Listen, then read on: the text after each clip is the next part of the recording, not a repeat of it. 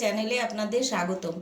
আজকে আমি রান্না করব ইলিশ মাছ সর্ষে বাটা ঝাল। আপনারা ভিডিওটি দেখতে থাকুন। মাছগুলো আমি কড়াইতে নিয়ে নিলাম।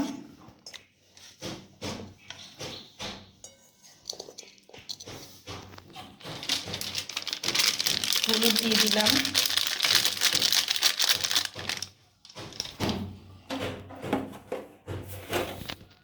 পরিমাণ মতো লবণ দিয়ে দিলাম। ইলিশ মাছ তো একটু বেশি লবণ লাগে। আর এখানে আমি সর্ষে আর কাঁচা লঙ্কা বেটে রেখেছিলাম, সেটা দিয়ে দিলাম।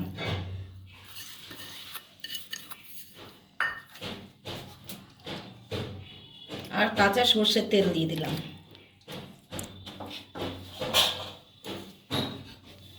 দুটো কাঁচা লঙ্কাও ছিঁড়ে দিলাম।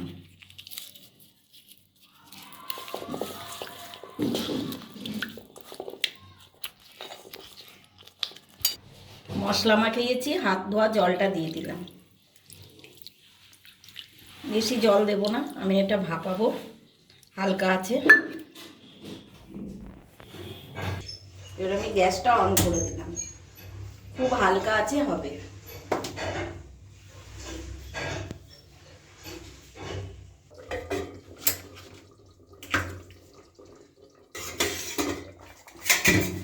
মাছগুলোকে একটু উল্টে দেব।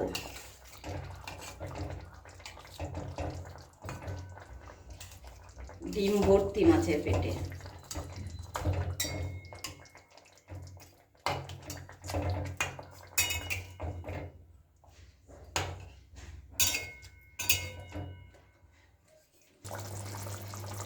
একটা কাঁচা লঙ্কা দিয়ে দিলাম,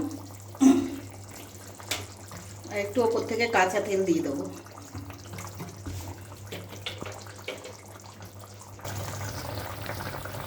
রান্না হয়ে গেছে, এবার নামিয়ে নেব। রান্নাটি ভালো লাগলে একটা লাইক, শেয়ার, সাবস্ক্রাইব করতে ভুলবেন না। আবার নতুন কোনো রান্না নিয়ে এসে হাজির হব।